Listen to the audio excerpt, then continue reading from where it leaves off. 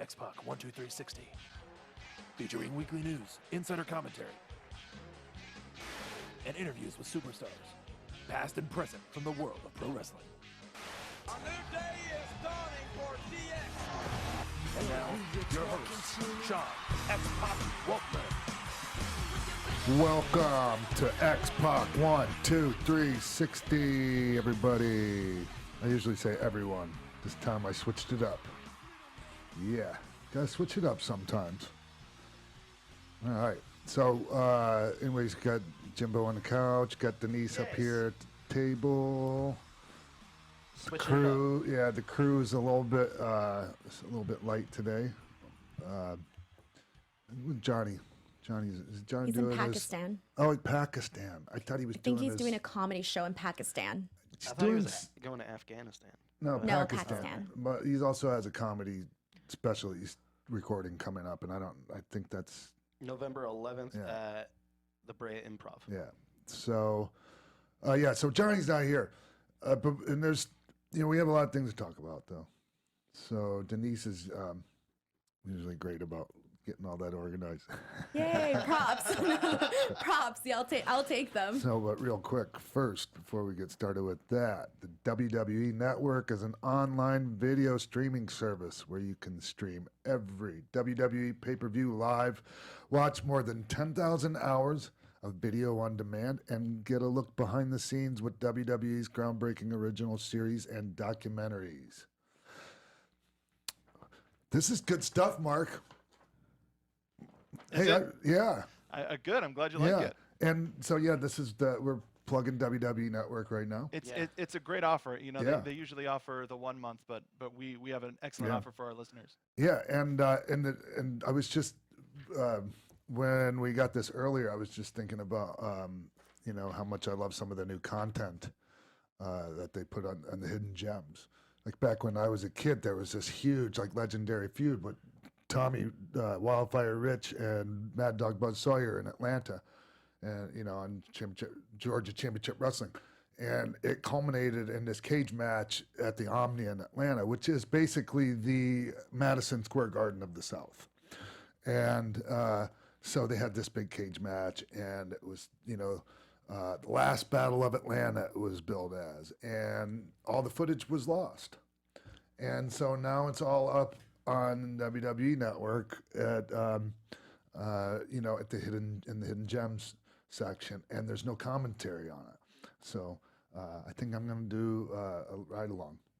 A watch along? Yeah, watch along, whatever the hell you call it. So back to the live read here. You can access it anywhere, anytime, and on any device, including game consoles, TVs, phones, tablets, and computers. I watch it on my phone. I watch, if I'm in Uber, on the way to the airport or something, I'm on my phone watching, WWE Network or, my phone's like a TV now. So, anyways, now through October 29th, a special offer just for our listeners. New subscribers get a 2-month free trial when they sign up for WWE Network at wwenetwork.com/xpac. That's 2 months. It's usually one, right, Mark? That's correct. Yeah. So it's 2 months if you sign up for WWE Network at wwenetwork.com/xpac. And as always, if you sign up using that promo code, Jimbo will send you an autograph picture. I'll get that right out to you right away. Signed by me. Yeah. This time we won't get all Twitter confused with all the messages and stuff trying to line everything up. I'm sorry, Jimbo. I was trying to make it easy for you. I made it work. We got tons of fans that are happy that they all got their pins and their stickers. Jimbo's waiting for me to pay him for the postage. Did you get the picture of the long receipt? Jimbo had a receipt that was longer than me. Jimbo says, lesson learned. I'm saying, lesson learned with my money. Oh. Jesus Christ, Jimbo. Anyway. No, not a big deal. Honestly, Jimbo, it's a couple extra bucks. Well, more than a couple. But it's worth it because, I'm grateful to everyone out there listening and watching. Yes. So if it's a couple extra bucks to ship you guys a pin, then I'll pay it. And people were so excited. They were sending pictures. I'm sure you saw them, pictures and stickers. It's really cool to see the community from the fans that watch the show and see them like be happy about it. Back to the library. Back to WWE Network, because I'm so grateful to them for sponsoring the show. And it really is. Like, this isn't part of the library. This is me just spewing stuff. Like, it's honestly the best value, entertainment value out there. Like, if by chance, like, wrestling is something that you really like, then there is no better value for the dollars in WWE Network. And I've said that, and I've been a paying customer since day one. Day one. I've never asked them, hey, can I get a code, free, No, I love it. I love WWE Network, and I'm all over it, by the way, and I still pay for it. So, and I'm happy to do it. Comes right out of my debit card every month. True that. So, yeah, this 2-month free trial includes the following pay-per-views. This Sunday's WWE Evolution, the first ever all-women's event where superstars from the past and present take center stage and make history. Ronda Rousey defends the Raw Women's Championship against Nikki Bella. Charlotte Flair takes on Becky Lynch in the first ever last women's standing match for the SmackDown Women's Championship. Kairi Sane and Shayna Baszler battle for the NXT Women's Championship and many more. Huge fan of Shayna's. A huge fan of like all the ladies these days, actually. But extra big fan of Shayna's. I have been since she first got signed, and watching her journey has been really cool. And her and Kairi Sane have amazing chemistry together. Anyways, November 2nd's Crown Jewel, where for the first time since 2010, Shawn Michaels comes out of retirement to reunite with Triple H as DX to take on the Brothers of Destruction, Kane and Undertaker. Okay, Survivor Series on November 18th, where superstars of Raw and SmackDown clash for ultimate bragging rights. On December 16th, WWE Tables, Ladders, and Chairs.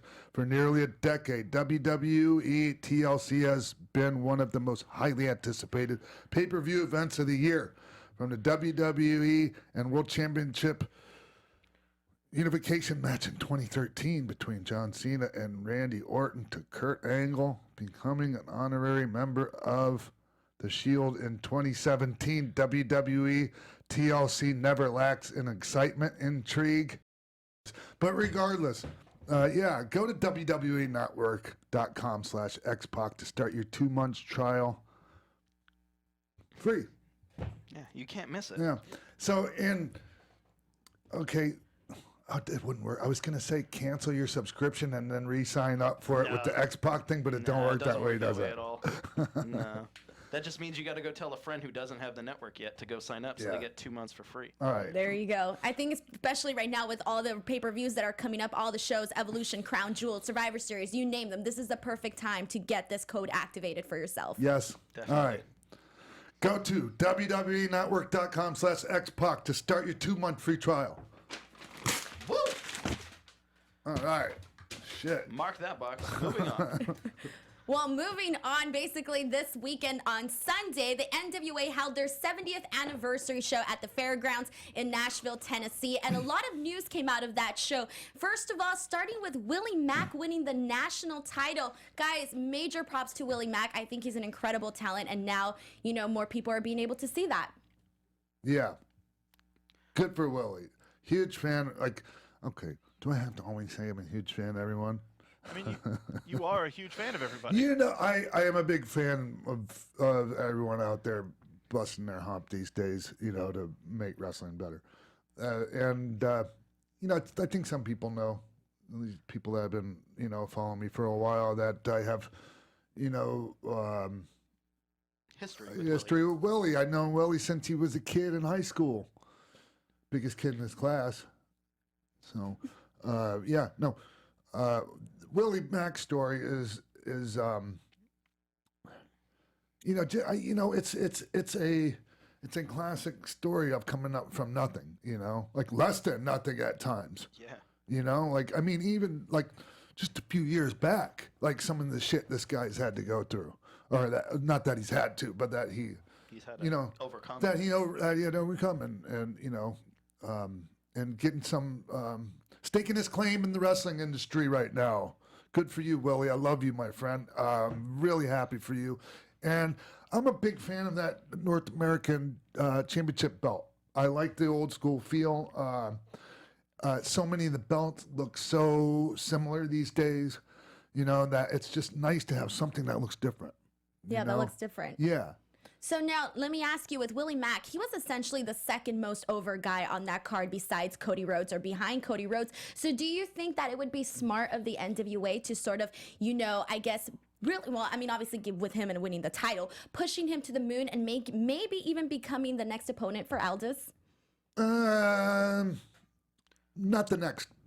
Definitely not the next, because Willie needs to be he needs to be a fighting champ and defend the title. And if you're going for another title, it's really hard to have champ. You know what I mean? Right. No, of course. Just just the way. But eventually, Yeah, you would think, right? Because this is how it always used to work in the NWA. When I was growing up in Florida, the Florida heavyweight title, Gordon Solie would always say, it was a stepping stone to the World Heavyweight Championship. Just like that, he would say it. Because Jack Briscoe, there was different guys that had it before they became the world, Dusty Rhodes, Jack Briscoe. So it was how they got that title over. And that's kind of what they're saying, with the National Heavyweight Championship. But saying that and then actually doing it are two different things. It's a good thing to say, but not actually a good thing to do. Always. Maybe eventually, but if you do that and you win, then you have to have a tournament for the national championship, and that brings up different possibilities, though. I think it'd be too soon. I think they're going to let it breathe and let him have it for a while. I'm wondering if he's going to be able to tour with this title like the champion does. Sure, he will. The NWA champion. I'm pretty sure we're going to see him defend this all over the U.S. Why make him the champion if not to do that? Exactly. That's what this is all about. It's the same with Cody. When Cody was going around in different places and didn't he already Cody defended the NWA title against Willie. Yeah, at Ring of Honor. Yeah, in Vegas, I think it was. So, yeah. Well, the good thing is that Willie has already made the rounds, obviously, in indies and all of that. So he has faced numerous different types of opponents. So if it's anybody that can have a good match with pretty much anybody, I think it's Willie Mack is a great option for that. Yeah. So what do you guys think of the tournament? I'm just happy that he won, and it built great. Him and Samuel Shaw were the final two, right? Yeah. And I thought that was great for Samuel Shaw, too, who was another guy that TNA had potential with but didn't really capitalize on. And to see what he's doing in NWA is great. I thought it was an awesome show. Yeah. Tournament. I thought one of the people that definitely shine was Sammy Guevara. I think that right now, literally since last year or in recent years, I feel like I've been hearing his name more consistently. And I'm telling you, every time I've seen Sammy in the ring, I am absolutely amazed by everything that he can do. And it's so crazy because he's so young and he still has such a bright future. Yeah. So I think that those were, for me, he was one of the standouts and kind of is on every show that I've seen him on so far. Oh, he's excellent. He's excellent. And he's still a young kid, right? Oh, yeah. He's in his early 20s. Yeah, and there's a couple things about Sammy. He is amazing.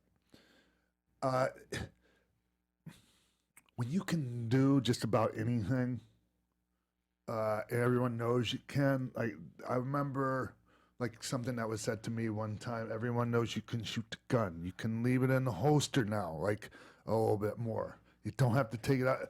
And maybe that's not a good analogy to use for this. See what you mean. But right from Jump Street, the first thing he did was this flippity-doo thing where he almost didn't land it, right out of the box. And I mean, he got it, but I'm not sure if you guys even know, but it was the first spot that he did of the night.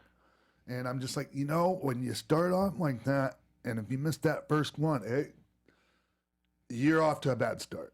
And so we should that was just my something I saw, and the kid is amazing out there.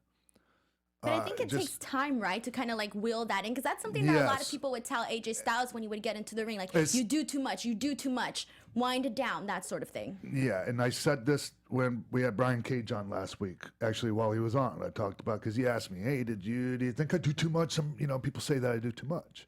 And yeah, some people think you do, and they're not wrong, like, necessarily, but you got to figure it, like, still, it's amazing, just, it'll work itself out, but just be mindful that, like, yeah, you don't always have to turn everything into something, amazing. It makes me think of your handspring into the ring story. Like when you would do the handspring in the ring and then you fell on your ass. I fell on my and you were ass. Like, never doing that shit again. Yeah. And you learned over your years of like whittling down what moves really need to keep in your arsenal. Yeah. So I think Sammy, like you said, he can do everything. Yeah. Like recently at PWG, he jumped off the balcony. Did he need to do that? No. Did anyone care that it was done in the third match and it should have been Is he a saved for the main babyface event? or a heel? He's always a heel.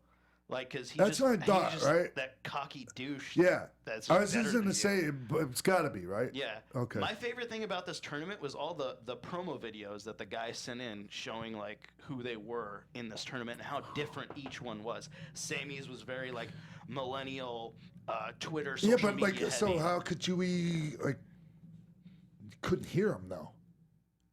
Oh. I watched them on the Twitter feed in the 10 Pounds of Gold. Oh, I thought you were talking about, like, on the broadcast itself. Oh, no, yeah, I'm talking about the hype videos before that. Yeah, no, they showed those, I think something like that, like in the beginning, and there the was some audio was technical bad? difficulties. Yeah, I heard there were lots of technical difficulties There were lighting and whatnot, too. I don't know about the lighting. Actually, there were some things. The lights were off, I believe, from the top, which usually, like, everybody that runs there has had the lights on. So that was another thing where people were like, oh, we couldn't really see people or the audience very well. Oh, I thought it looked great in there. I thought it looked great. I'm a fan of the dark. The blacked out crowd? Yes. Yeah, as a matter of fact, that was one of the things I was going to mention, that I thought that I don't remember ever seeing that building look quite so good on camera. No, and I mean, I've seen it look pretty bad on camera in TNA's early days when they first moved there. TNA had their first like pay-per-view special in like Birmingham, I think it was. And then so when they moved to the fairgrounds, they didn't have like they just didn't have like things staked out too well, and the first one looked absolutely awful. And then when they got the cameras and the camera angles and the, hard camera set in the right place, and they got things switched up a little bit for the next show, it looked like a totally different building. I think I heard that Jeff Jarrett like even painted the walls inside so to make it look better. You can't have white walls in your background or like corrugated steel in the background of because I mean the building is a giant shed. Basically, I mean, it's not even going to be around anymore. They're tearing it down. That was probably the last wrestling that's ever going to be there. Wow. Yeah. So yeah, no, you put a black curtain up or paint the walls or something to get that. If you're going to run TV or something like that, yeah, it looks like shit when you have the white. Anyways. Looks like someone's house. It looks bad. Someone's house. Yeah. Well, another thing that was very impressive that a lot of people are also talking about is Jazz. So Jazz defeated Penelope Ford to retain the women's title. And basically, people are talking not only the fact that she was impressive in the ring, but the promo that she cut as well. Yeah. She just basically like, I'm a badass, still a badass. And some people are saying that they saw something of her that they might not have seen in WWE. She felt more, I guess you can say more of a presence, like a very like, yeah. That's nothing new to me because and it's not like her and I were close, but we were around each other. And so like, and she's a great lady. But that's what you're talking about right there.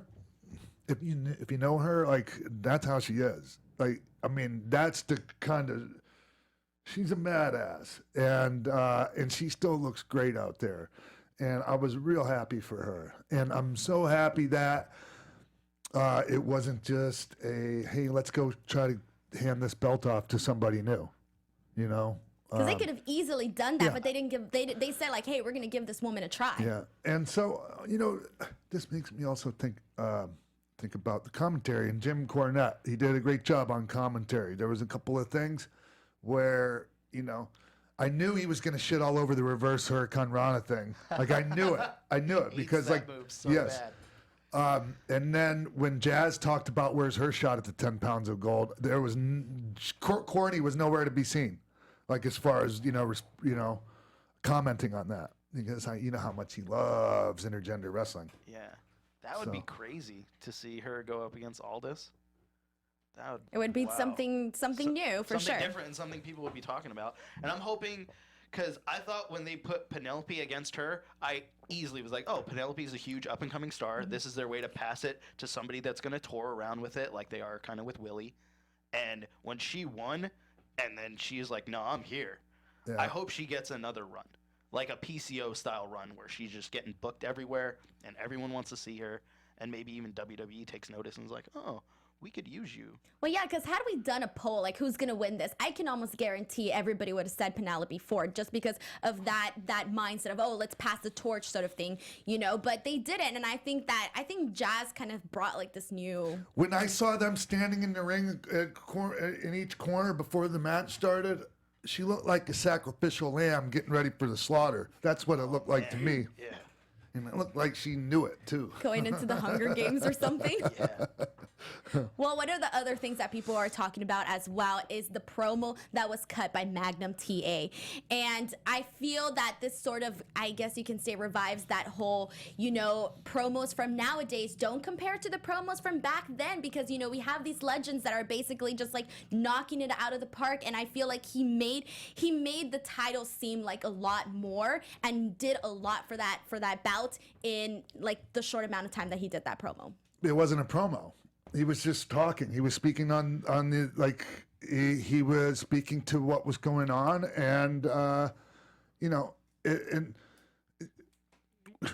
promo, like the word promo, like, yeah, we do use it, like, just pretty sparingly, like, not sparingly. We just throw it around a lot for anytime someone's on the mic talking, and you know. But that, like, for me, a promo is like kind of you're putting on a show, or you're putting. There's a performance aspect to, like, you're supposed to be promoting. Yeah, what you're trying to sell. And you know, there's some drama and all that, and it was just so much more like of an authentic, you know, just speaking from the heart. Yeah, just riffing about like what's going on here and how great it is to be a part of it, and you know. Wow, I don't know if you guys know any of the, you know, Magnum story or whatever. The car accident? Yeah. So he was going to be the man, like legit. Yeah. He could have actually been like the game changer in making the NWA WCW, like, you know. He had everything. Yeah, just, I mean, the look, the Marlboro Man look, you know, just the ruggedly handsome and good in the ring. You know, really good in the ring. So yeah, it was nice to. It was great. He did a really good job. I thought Rory Funk Jr. did a great job too. Oh man. Well, yeah, because Billy, what did he say? Billy Corbin. Yeah. Because Billy Corbin hired him or whatever. That was Billy hilarious. Corbin. I didn't know that the guy that made Cocaine Cowboys on the NWA. It was just that it happened right after he was called Rory. That was so funny. Yeah, it was just like a back-to-back sort of thing. Well, so now I want to ask you, you know, like you said, okay, that wasn't a promo. He basically spoke from the heart, knew what he was supposed to say. There was that no sort of fictitious storyline shit that they were forwarding. It was just all realness. Exactly. And I know, like, 2 weeks ago we talked about the Kenny Omega press conference thing, same thing. So now do you think that that's part of the issue, that maybe because, you know, wrestlers are being told, like, hit these bullet points and say them, but it's more like you want to make sure that it's actually coming from within so that they know the character, they know it. Do you think what do you think the younger guys that don't do as well with the promos have to take note of somebody like Magnum TA or any other legends to sort of up their game? It just comes with experience and having something to say. When you're younger, you don't have a lot to talk about. Like, you haven't done shit yet. You know, like, so a lot of times when you're talking yourself up, and putting yourself over. When you're younger, you're making shit up. You know, that hasn't happened, or you're talking about things about yourself that aren't real, like that aren't Or really repetitive, saying the same things over and over. And it just, and it's just like once you have life experience, there's just so much more power behind your words, you know, and you can just feel it, and you feel the authenticity in the words that come out of somebody's mouth, like a Magnum TA who's been, you know, or just anyone that has a story and has been around a long time, you know. So that's a huge part of it, Denise. Now, there are people that from Jump Street, from the time they came out down the chute, that from their mom's womb, they could cut a promo. And, you know, those people, like, they have that gift of gab, and, you know, they can come up with shit like a Roddy Piper? Yeah. You know, so, and not everyone's going to be a Roddy Piper. And you got to find you out there. You know, not everyone's going to be a clever catchphrase guy. You know? Clever catchphrase news person guy has a sign out. Well, speaking of a story, we had part 2 of Cody versus Aldis, and I don't know if you guys expected this title change to happen with Cody losing the belt after 50 days, I believe is how much he had it, and Aldis retaining. 2 out of 3 falls we had first. The first win was by Aldis, the second one was by Cody, and then the third one was by Aldis. It went almost 30 minutes. People have said great things about this match. They actually really liked it. A great not precursor, second follow-up to their first match at All In. What did you guys think? It was an excellent match, and you kind of knew. Well, I don't know. Like, I kind of knew the title was gonna change hands. I kind of knew, like, this is how I think that went, and I'm gonna, like, you know, they decided at the beginning of this that, you know, okay, Nick, you're a guy, like, we're going to go with you for this, and we're going to stick with you, and, you know, and so that's, like, kind of a commitment that was made, and, you know, that was before I think there was any thought of, like, you know, an all-in NWA title change, and Cody Rhodes being potential NWA champion, and, you know, it reminds me in a way of, okay, in the WWF, and, you know, back in the days, when they put the title on Superstar Billy Graham, Vince Sr. did, but it was with the promise was to Bob Backlund that we're going to make Bob Backlund champ, you know, and so we got to get off of Bruno, put it on Superstar, and then get it over. But Superstar got over so huge, it was just crazy.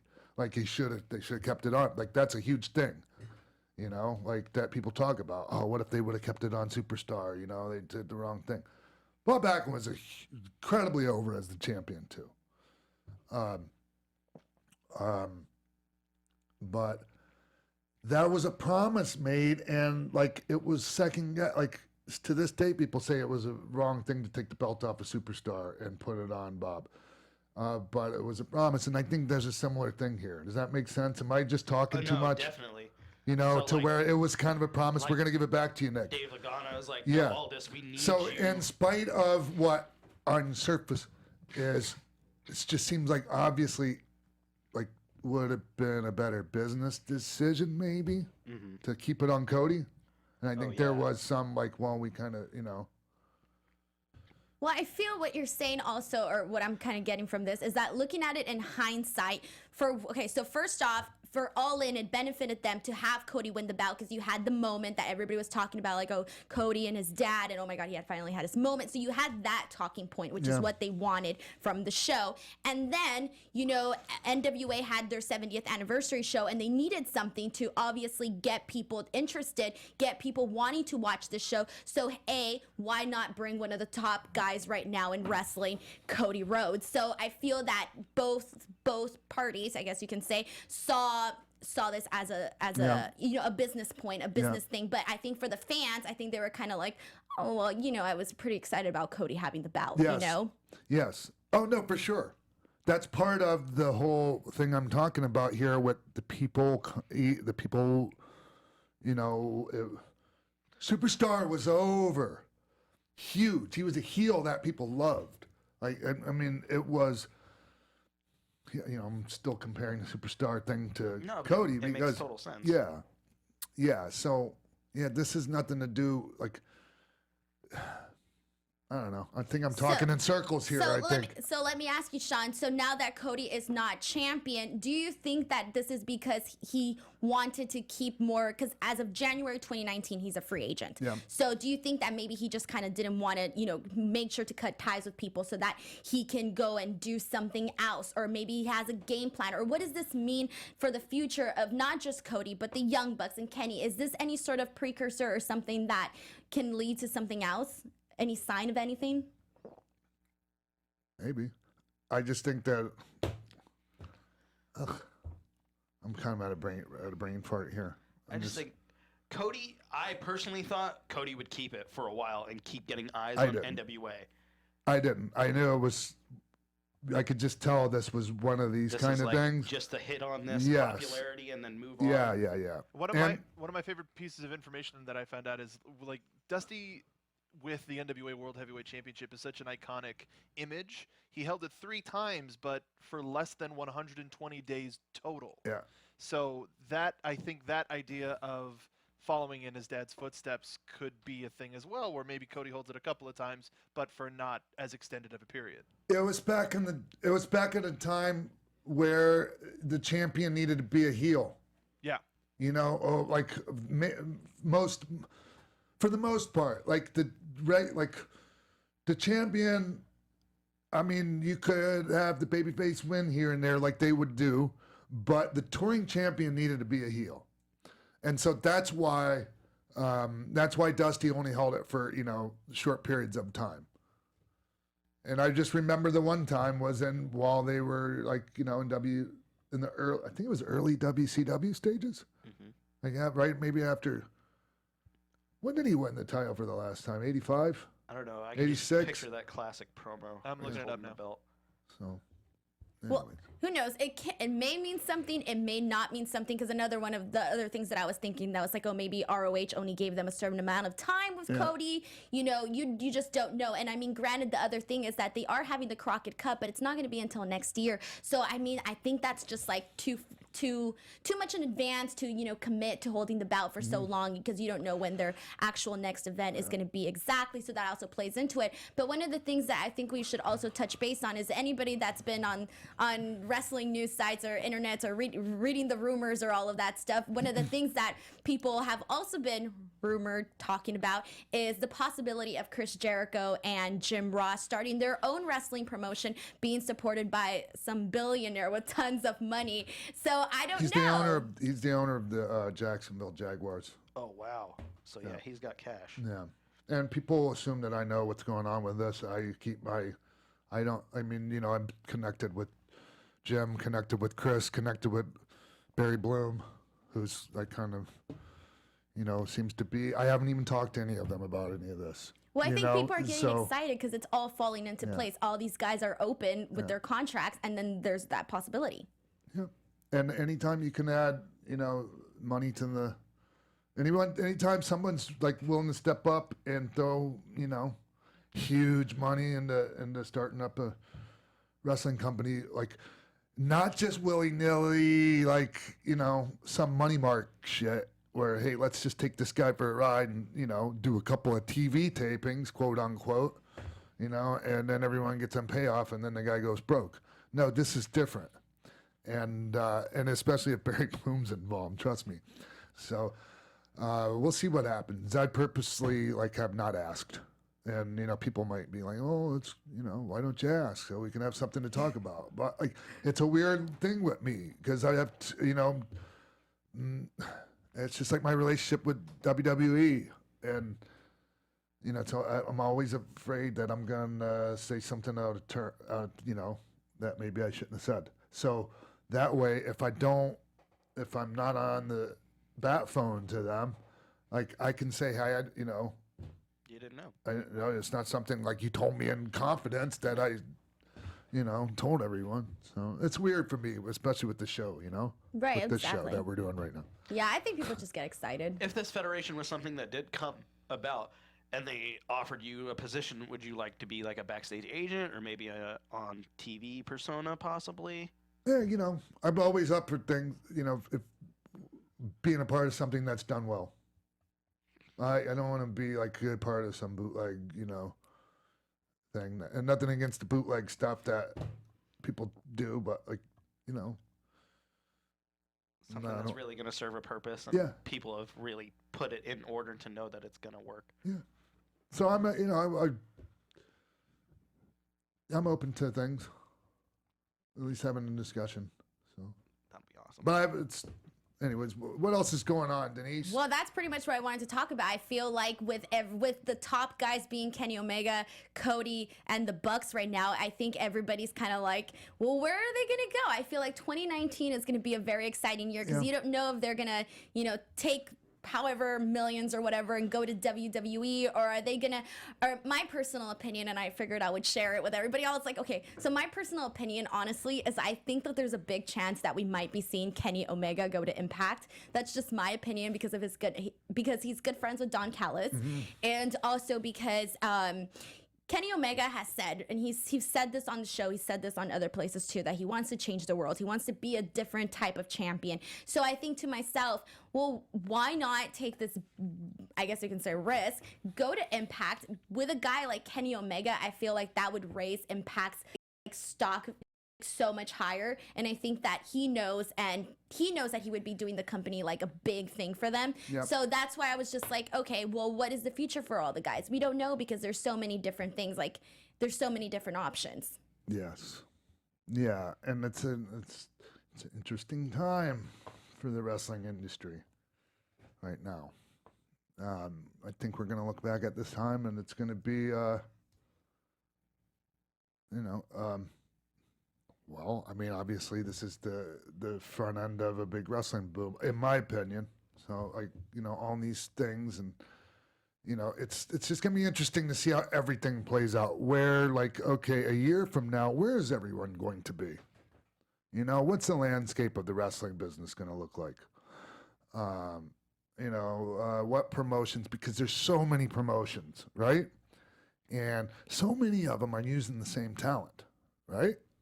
So, there's got to be something figured out there, a system, there kind of is a system in a way. It's just not a system. Does that make sense? Yeah. It's like there's no real coordination with all the different promoters out there. A few of them, I think. And then, did you notice the tweet that Cody Rhodes sent out about, how a lot of the people that are in charge of running things are grossly Out of date? no, they Was just it the one about the promoters? they're incompetent. They're incompetent, and it's time to take that. Yeah, I saw that. Yeah, do we even have? Can we look? Hey, let's take a break real quick, Mark. Yes, sir. Let's take a break real quick, and let's reset, and then we're gonna come back in a second and further this discussion because there's some there are more things to talk about here. You got it, boss. Here we go. All right, we'll be right back.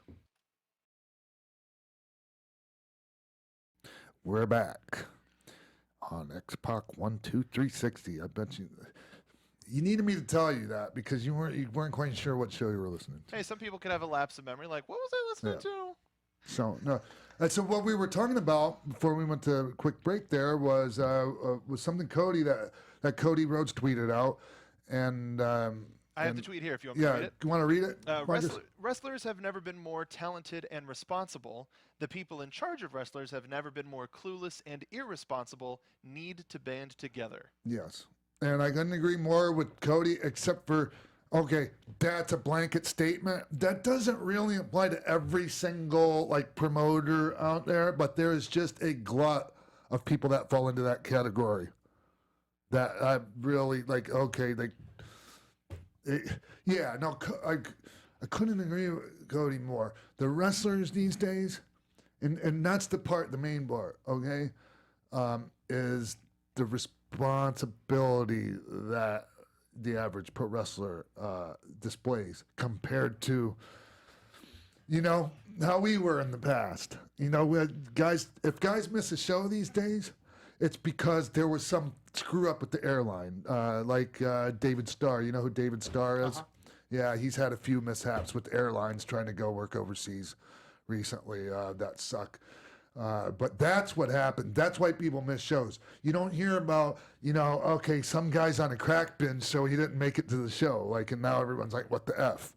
You know, it doesn't really happen as much anymore. And I think that's a little bit of what Cody's talking about right there. Okay. And just the, like,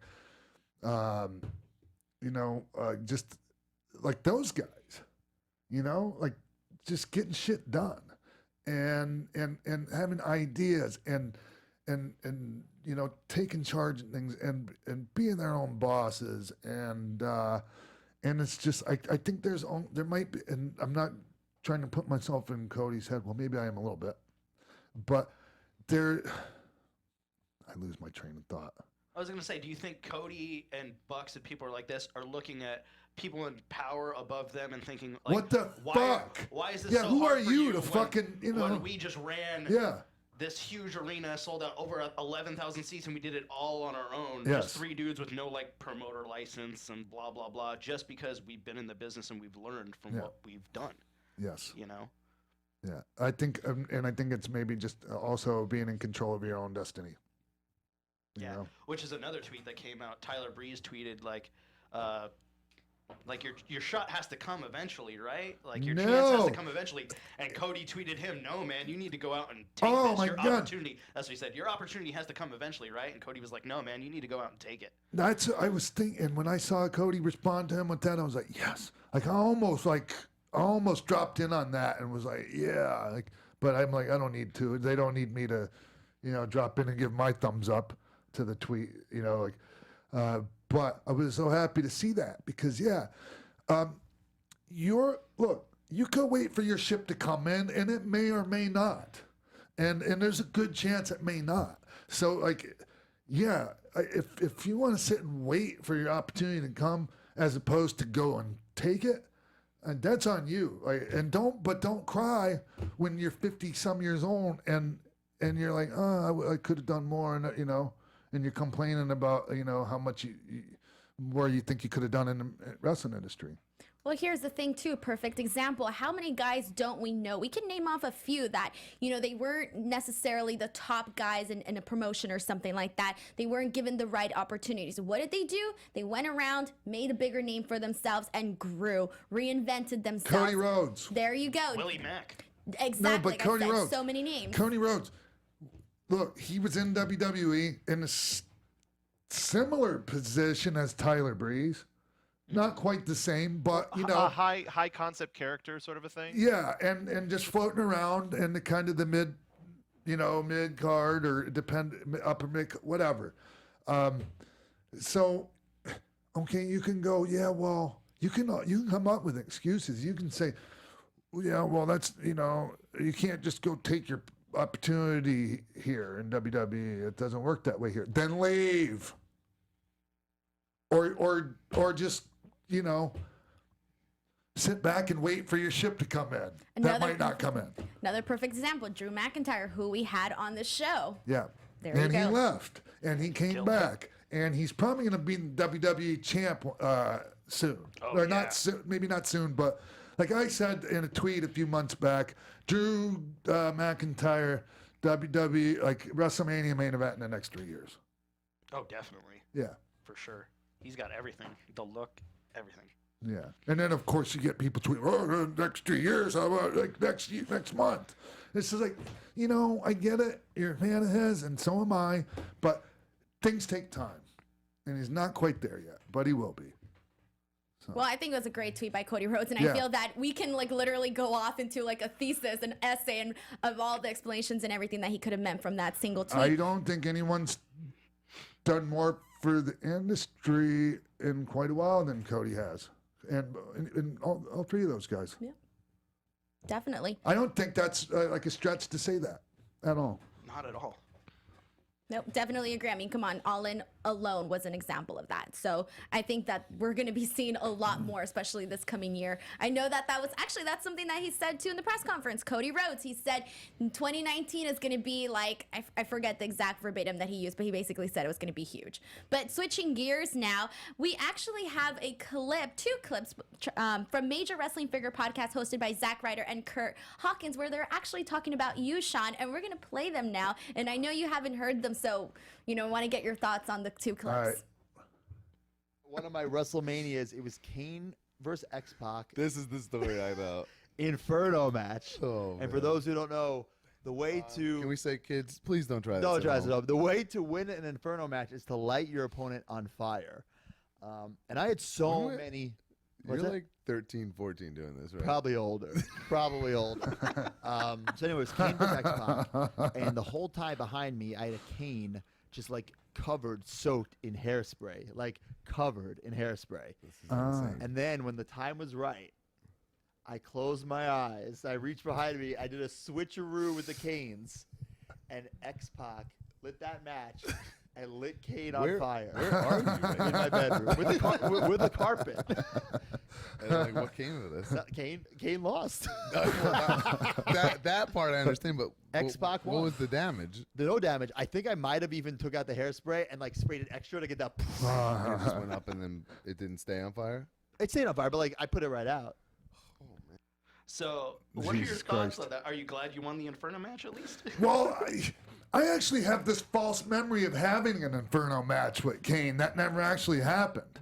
Is it because of the cannon fire? No, it was because when they had this giant gas grill Inferno match thing, I was part of something, like part of a match and involved in a finish or something, to where it was like freaking me out with the flames, because it was like this weird gas grill thing, like, and it would just they would hit the button and it would go like, shoot big flames, and it did suck the oxygen out of the middle of the ring when you're in there.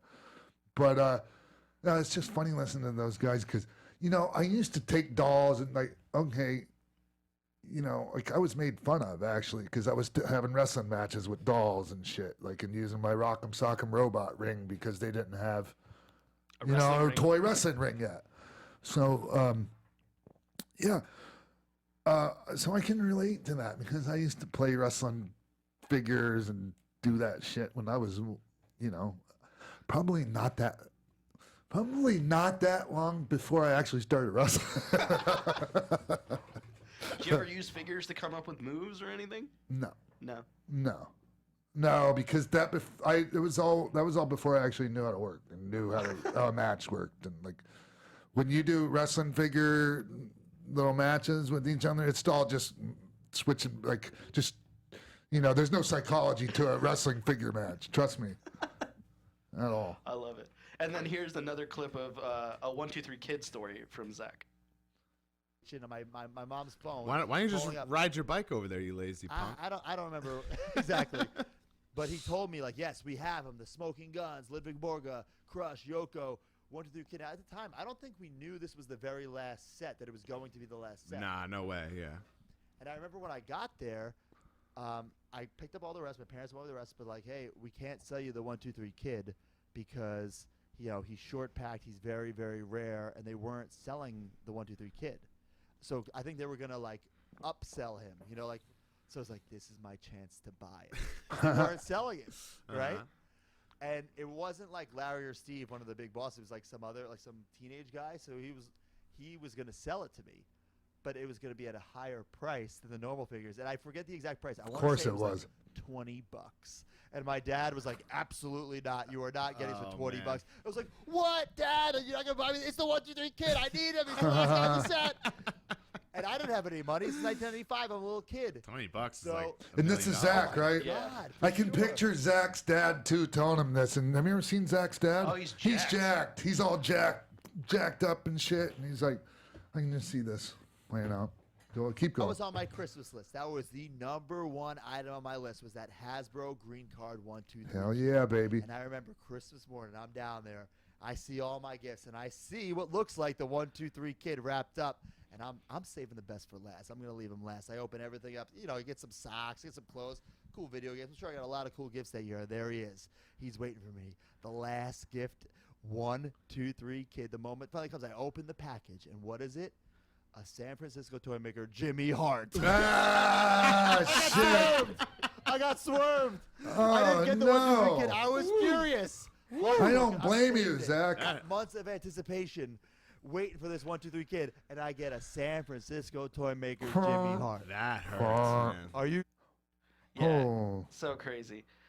I can't believe. I Like, love Jimmy. Don't get me wrong, but oh shit, yeah, I can see how that might be a big letdown. and That was a huge, like, disappointing Christmas for him, wasn't it? probably he ends up saying that he ended up buying it was like the first thing he bought when he got his eBay account was like your figure. Wow. So $20 for a green card figure back then. What do you think one of your green card figures goes for right now? What do you mean, one of my green card figures? Like if you were to go on eBay and buy that figure right now, how much? 1, do 2, you 3 think it good? costs? Yeah. $300 at least. Do you want to guess, Denise? I don't know. 400? I don't know. Mark, you want to give it a guess? I'm gonna say $350, Bob. Okay, so on October 20th, one sold for $295, Yeah. not counting shipping. Yeah, Yeah. so $300. Yeah. Yeah. So yeah, that's insane. Is it? That still to this day, those things are worth that much money. Well, I mean, I would imagine they go up in value. Oh yeah, totally. Especially now that people are opening these, so like any ones that are still in the box are even worth more. When we were at the Wrestling Figure Guy tour signing, there was a guy that had 3 of them for you to sign. Yeah. So yeah, I just thought it was awesome that hear like wrestler stories about like growing up, being a fan of yours, and collecting, and how big of an impact something like your action figure was on a kid like this that Yeah. grew up to be a champion. Yes. So It's nice to hear these things, Jimbo. I appreciate you doing that. I'm glad. And what? Tell me, real quick, what's the name of the podcast? The Major Wrestling Figure Podcast. Major Wrestling Figure Podcast with Zack Ryder and Kurt Hawkins. Yes. Yeah. So thank you, fellas. Thank you, Zach and Kurt. I'll send that to them and we'll get their reaction. Yeah. All right. So What else? yeah, there's a few other things. How much time we got, Marcus? We got about 15 minutes. All right. Real quick, before we talk about Roman, let's talk about Daniel Cormier real quick. All right, so Daniel Cormier may be a future WWE commentator. In a recent press conference for UFC 230, he basically said that the short notice fight that he had with that he's gonna have with Derek Lewis actually kind of pushed back some plans for him to audition to become a WWE commentator. So apparently, he also said that this is something that he would very much love to do. He would love to work with the WWE. As we know, he's always been a huge fan of the sport, Yep. still is. We know that. And one of the cool things that he did say was that his dream, or something that he would really like, is to have Vince yelling in his ear.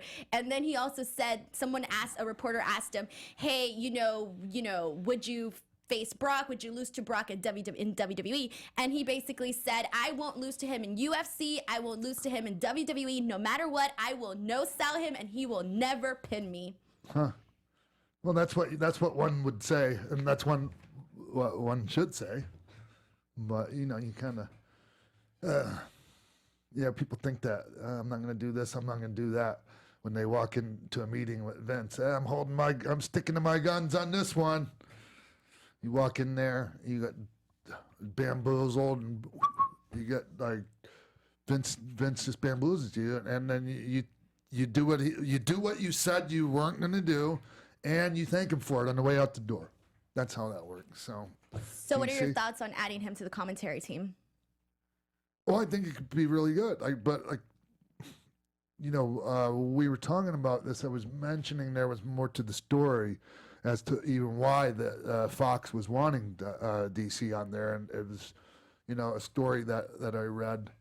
I don't know if it was Dave Meltzer or somebody that first reported it, but the gist of it is that Fox wants DC on the SmackDown broadcast team, and they also want the campy humor aspect of SmackDown to be toned down and more of an athletic contest sporting event feel to it, which is like exactly the opposite of what Vince McMahon wants, his vision of this. So it's a little bit, it's not surprising that Fox wants that. It's surprising that like it's In you the know, works. Yeah, that it's like, okay, we're going to do this. I'm interested to see what a SmackDown with that kind of a feel looks like, and with a DC, Daniel Cormier on the broadcast team. I think honestly, from personal opinion, I think it'd be great because he already has hosting. He already has a hosting experience. He was on UFC Tonight on FS1. He's done other various UFC events, that sort of thing. And the fact that he has the sports knowledge. He brings legitimacy. He's an actual fan. I mean, he checks off all the boxes. Yeah, I wouldn't get ahead of myself here though. Like that Lewis fight, that's going to be tough for him. I don't care what anyone says. Man, that guy's got some hands on him. I don't know. We'll see how that. I don't know if that has any how the outcome of that fight has any bearing on whether because Daniel Cormier is still Daniel Cormier, whether he wins or loses.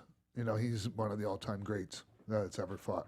My only issue with this, I think he'd be great on the commentary team, especially like him and Mauro Ranallo would be a fantastic team. But if that's their goal, is to make it more of like a fight feel, the wrestlers in the ring have to be giving you that story to tell.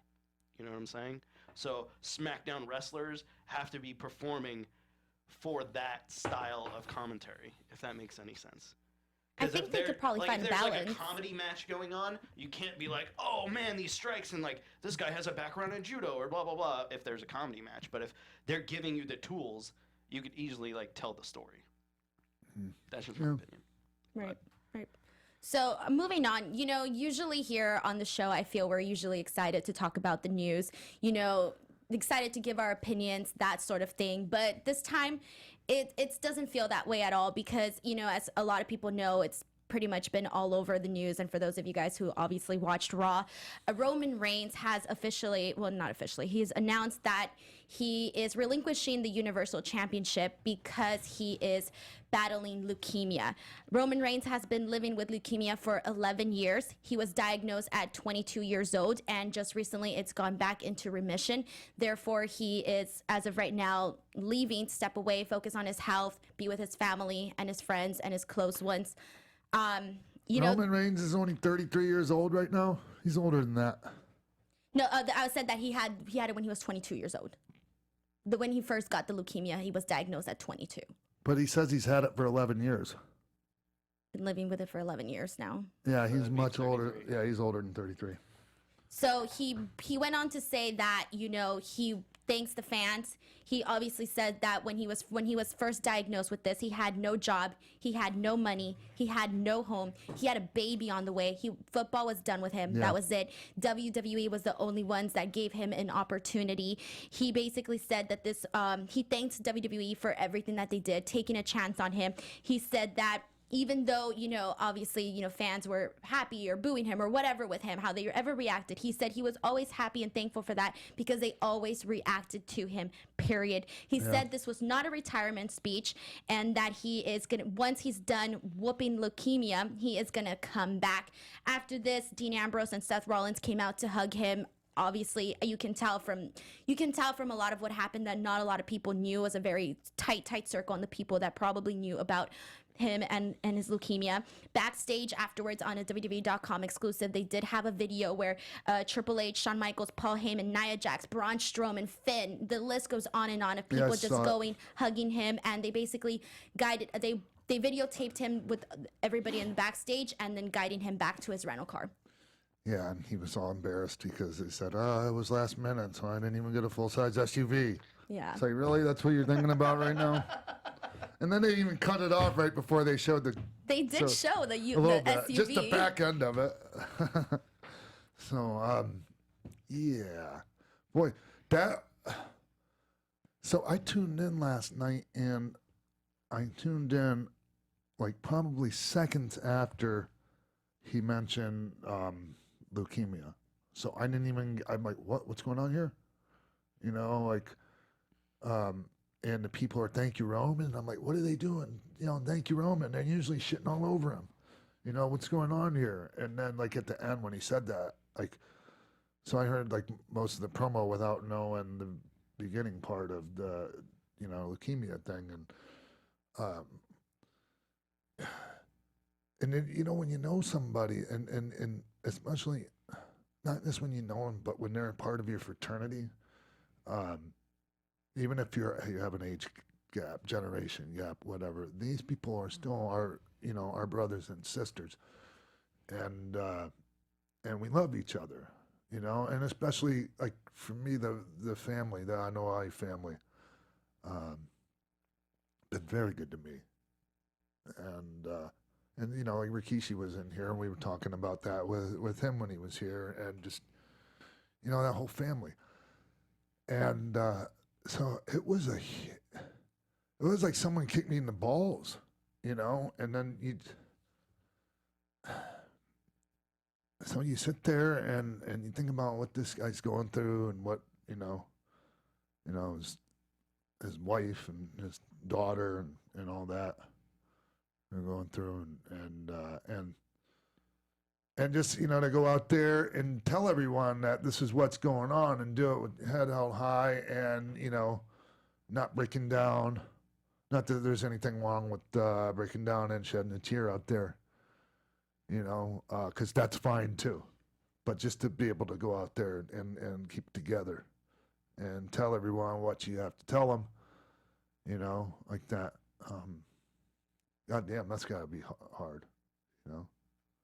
I mean, it's hard to watch that, you know, and it just fucks you up for the rest of the night. Like I'm speaking for myself here, you know, I was just like,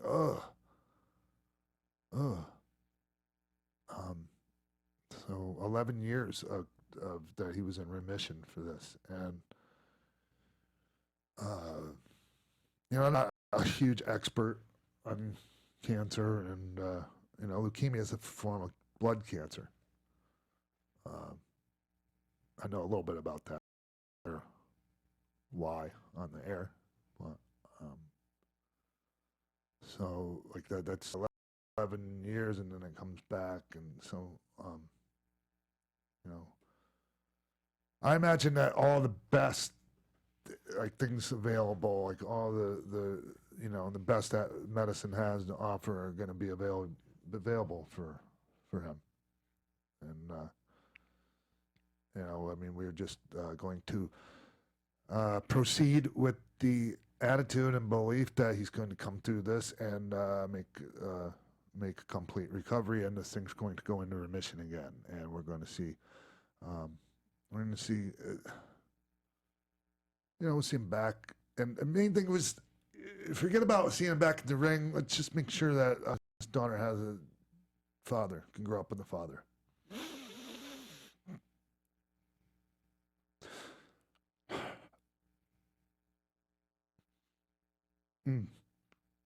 Yeah, that's the part that's the worst. Think about, you know.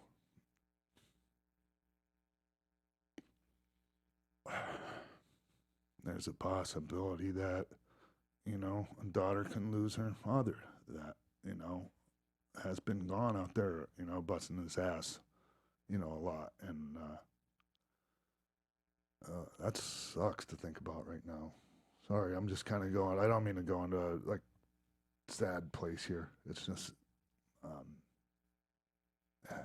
it just hurts when you, even the people that are kind of assholes and that you, like, I've said this before, like that I don't really even like that much, man, if they're going through this, my heart hurts for them and their families, you know, and I want to do something for them, like, if I can. And that's the people like that I don't even really like, you know, but they're one of us.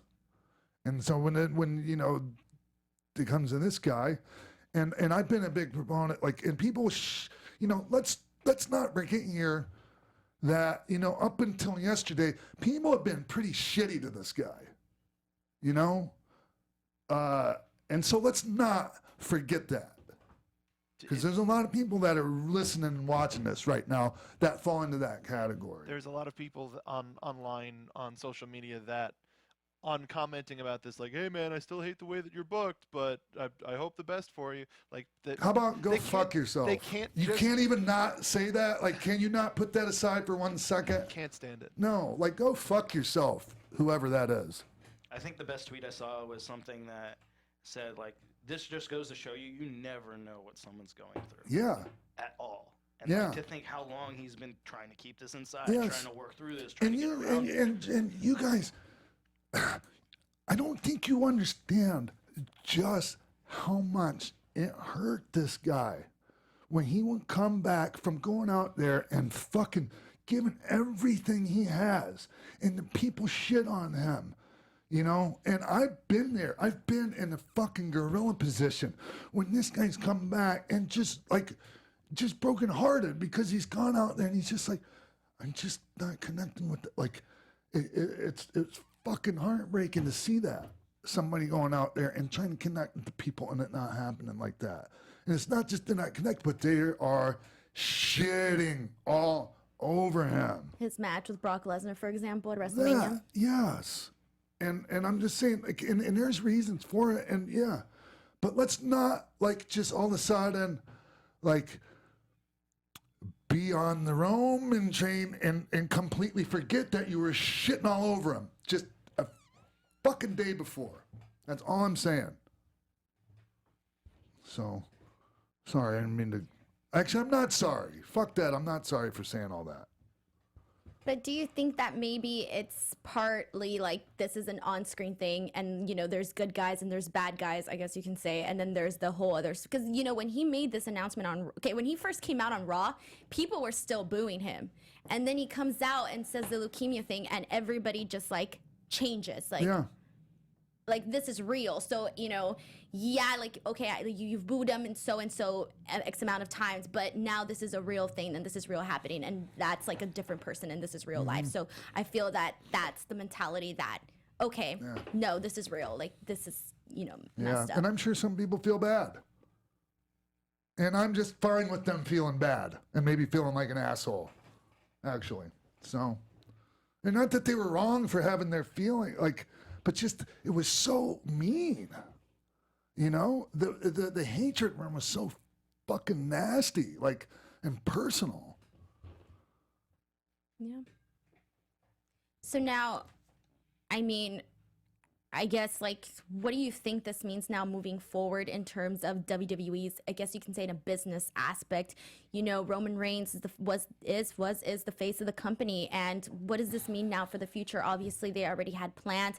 Like I mentioned earlier, not a lot of people knew about this, or if they did, very, very little people knew about this. So what does this mean now?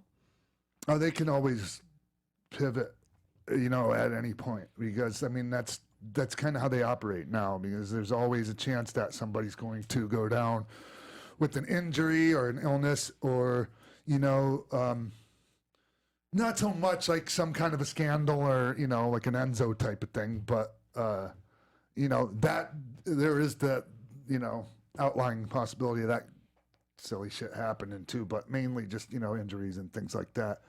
So you're going to always have to have a plan B. And, like, I see a big ass plan B in Braun Strowman. I think they'll go with him.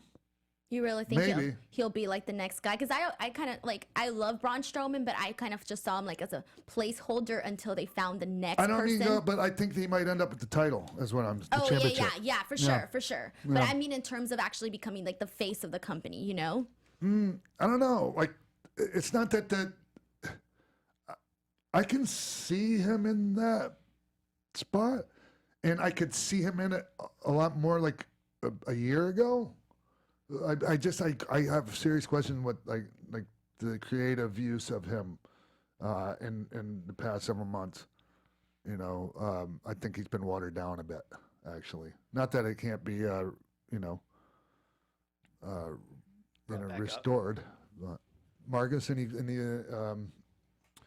you have any opinion you want to share on this? Well, I know that Braun Strowman seems like a good next choice for Universal Champion. They already set up a future feud with him and Drew McIntyre. Whether that's going to be the first match back or the first title defense that Braun gets if he wins the championship is yet to be seen. But with what they did with Dean and Seth last night, also set up another top tier feud instantly, and it sort of shatters the shield, however you want to call it. But they're presenting a lot of top level world title level feuds that that could sort of pad out until there is a quote the guy. Yeah, and I don't see that. I don't see that Ambrose Rollins feud needing a championship. Technically, there's 2 involved since they're the Raw Tag Team Champions and Seth is the Intercontinental Champion. Oh shit! Yeah, Because I mean that doesn't need anything like that to dress it up, really. No. So they could vacate the tag titles or something like that, and I think what'd be kind of cool if they were made to still defend them. yeah, like there's like no, I'm not going out there with them. Yeah. Well, you have to. Uh-huh. Yeah, that could be interesting. And they still fucking start fighting with each other, and I like a tag team like that. That like the partner, okay, like they can not like each other. It's like members of a band that hate each other. Right before they went out on stage, they were in a fist fight, or shit like that. Because that's that's real life, So. Yeah, I think that if anything, I think Seth Rollins is one of the the most over guys on Raw. So I think his name along with Drew McIntyre would be one of the guys that I would think like, okay, they're probably going to be the next top guy. We've already said it. Drew McIntyre has everything, but Seth is super over. So it's kind of like, no. It's kind of sucks though to talk about it because you're like, oh, who's going to be the next person? Who's going to be the next person? But it's like. It's like because everyone feels there might be a feeling of I don't want to be that person that looks like I'm one of the buzzards circling over over like a wounded prey. Like okay, Roman's got this situation, so okay, let's swoop in and take a spot. No one wants to look like that, but everyone wants the spot. Yeah. So. It's unfortunate. I think Seth, like you said, is probably next in line, especially with the heel, like Dean turning on him, making him the babyface. Dean's the heel. He easily could be the face of WWE, for sure. I wonder if this is going to change the medical testing for athletes there. Why? Because like, did they know? Like, oh, I will. Like, I'm are they going to dig deeper into things to see if anyone has. I'm going to go out on a limb and say that. WWE probably knew that was the situation at one time. Yeah. And then as it got more yeah, severe. but I mean, you're in remission. You're in remission. You're perfectly healthy. Yeah. Like that's just it. Like he didn't have leukemia, like for a while. So for 11 years, right? Yeah. Was in remission for that long? Yeah. Yeah. Diagnosed at 22. He said he was living with it for 11 years. Yeah.